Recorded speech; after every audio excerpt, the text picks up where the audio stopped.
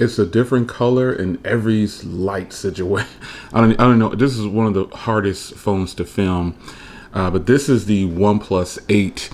After 24 hours, it's actually been a full 24 hours for me, and well, basically into the next day. So I got this phone yesterday morning, and it's now the morning of the next day. It is April 30th, and the phone has been very impressive. Now, I have tested the cameras and I have started working on that camera review, and I'll save that information for that. A lot of you guys have been asking about that. But how's the phone been just in a regular 24-hour time period? I would say it's actually been pretty good. The battery life is just fantastic. I'm down to 21% or so, and I've got almost 8 hours of screen on time. So that kind of shocked me because this does have the same processor. This is pretty much has the same internals as the V60, but the V60 definitely has longer battery life by far. Even though it's only 700 milliamps difference, that 700 milliamps is helping it out a lot. Because I mean, having 12 hours of screen on time is great, but having 8 hours of screen on time within a 1 day period is pretty good. This phone definitely won't last me 3 days, and I'm not looking forward to last 3 days, but at least it gets really good screen on time for the time that I've used it. 20 hours with almost 8 hours, and it will grab 8 hours of screen on time. So this will roll into probably a 22 hour or 24 hours with 8.5 hours screen on time, which is actually really decent. Good in my opinion, really, because it's there for me in the times that I need it throughout the day. So the screen, everything is beautiful on here. I mean, I just really enjoy watching content on a full display like this, and not having having that borderless look. It looks great. The curved display, while I'm not that huge of a fan of curved displays, this one it's just another curved display phone, so I don't need to really harp on that. There's something I can do about it. I knew I had a curved display going into it, and that's just what it is. So performance, this phone flies. It flies. It's right. It's something about the way they do their software. You remember CyanogenMod? Anyone remember that? Something about the phone itself, the way it's put together, it just really looks like it's going really fast. And that's a good thing. The facial recognition, I set it up and it's really fast. And the fingerprint reader is somewhat fast. It's kind of hit or miss this time around for OnePlus. It opens up fast, but not as fast as what I'm used to from them. So, it's a blazing fast fingerprint reader. You won't be disappointed with it. I just have my standards higher for them when it comes to a fingerprint reader because theirs is so fast. So yeah, it's a fast fingerprint reader. So right now they're not doing anything spectacular with the fingerprint reader like they did on the previous devices, in my opinion. My OnePlus 7 Pro, my OnePlus 7T, or my OnePlus 7T, those OnePlus devices previous, those look like they were blazing fast, and they really did open blazing fast. But again, facial recognition, really fast. The overall comfort and feel of using this phone for the last day, it's been great, man. It just feels really good. I actually have not been using it with this case. I saw somebody said that's a disgrace to that phone. I guess, because it's such a beautiful device, you really don't want to cover it up. But in my other video, my initial unboxing yesterday, I said, hey, should I leave it naked like this? And I was being sarcastic and having fun with it because I do not use cases around the house. I prefer to use a skin. SophieGuard.com. You should definitely check them out. They have the Pro versions and they will have the 8 versions really soon. And look for a video here on that as well. But I like to rock the phones bare bones, and because I like to feel as small as I can in my hand, and I like to feel it just the phone itself to get that extra grip. And then I just don't want to have anything on it. I like to just have it feels like I just want to hold just a screen ultimately.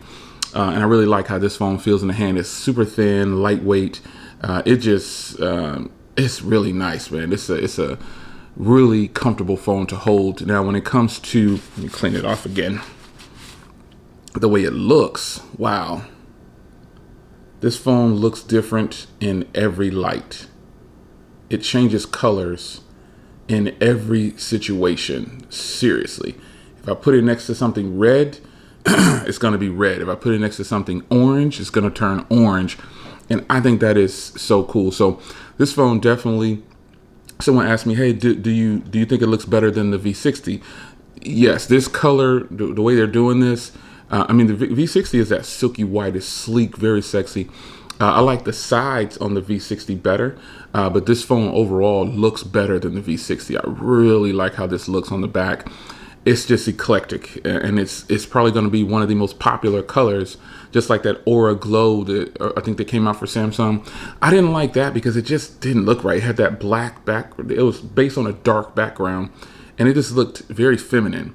This, and I guess you've kind of figured it out by now what I like if I'm going to buy something like this. It has to be the white version of it, like the clearer version of it. I don't like the dark. I like a black phone sometimes, but I don't like the color shifting black. Some color shifting black phones. Hard to explain. It has to be like a blue and green if it's going to be a solid black, like the A70. The A70, the A71, those dark color shifting phones look great. This one, on the other hand, it you would think it's mirror like, but it's really not. It's actually it's mirror, but it's just a bunch of different shades in there. It's incredible how they did this. I really like it. And this phone has moved up to the most beautiful phone that I have in the catalog overall. So the display, the screen, and facial recognition is fast. I like how it looks like it's a full display. Let me see if I can get that for you. That looks beautiful.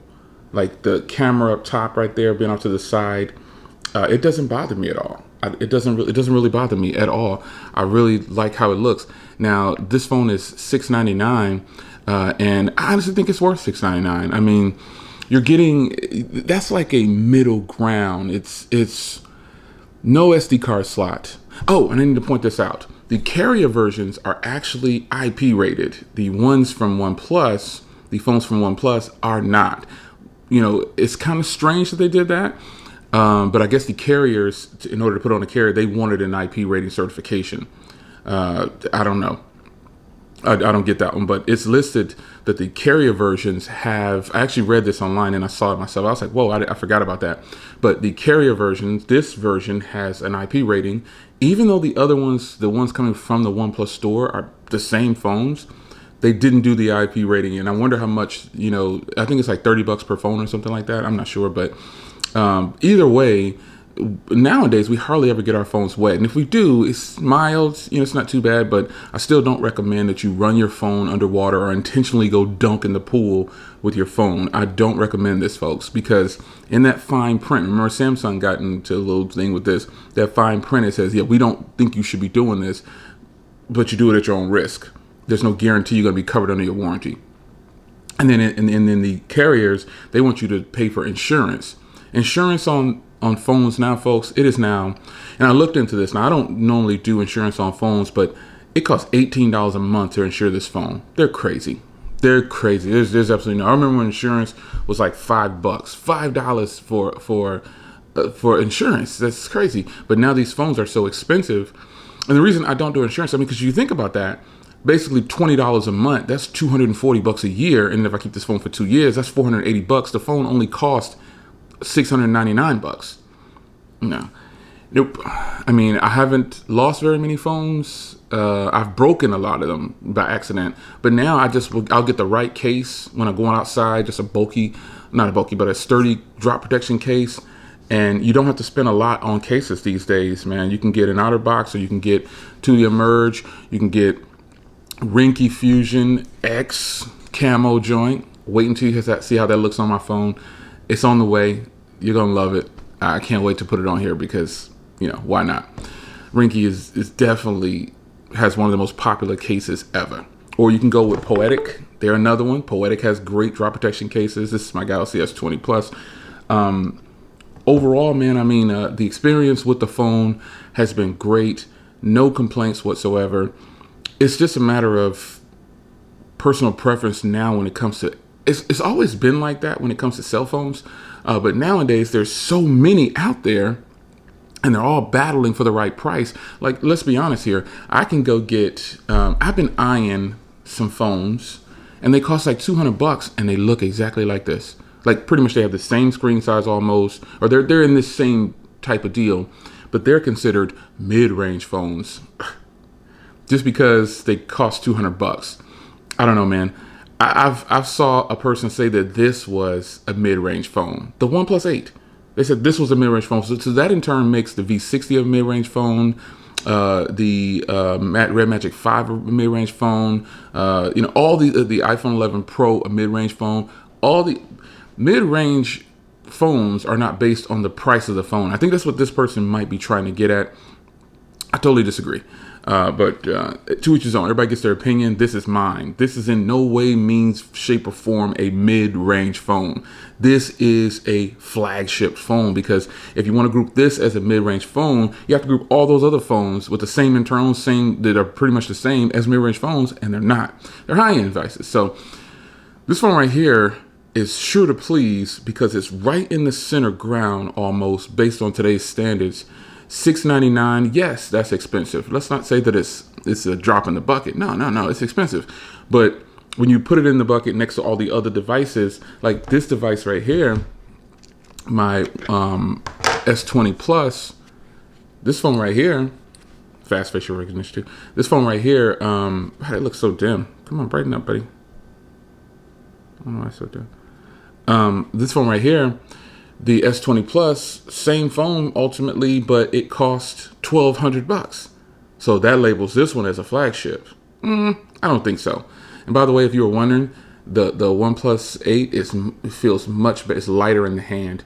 I do have some skins that I'll be showing on this right here again for SophieGuard.com. Remember that.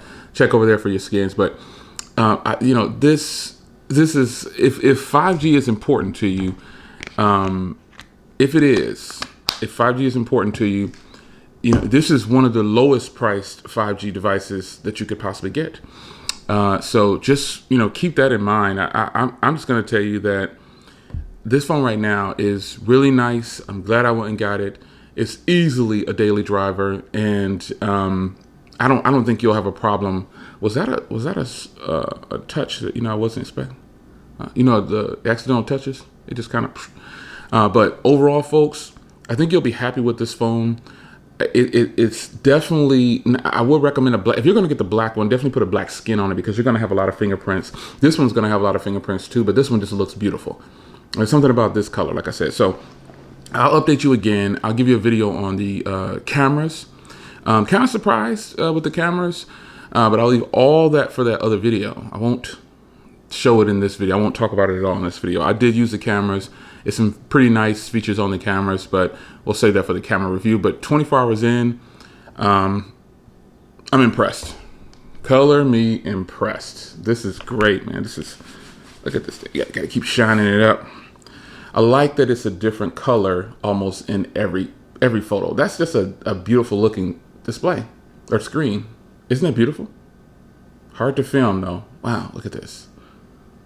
Very hard to film. I like how it just changes colors. You can see the ring light. Hey, right there. Isn't that crazy as it comes back in? That's crazy, man. It's your man Jay. I'm out, man. I'll see you in the next video. Take care.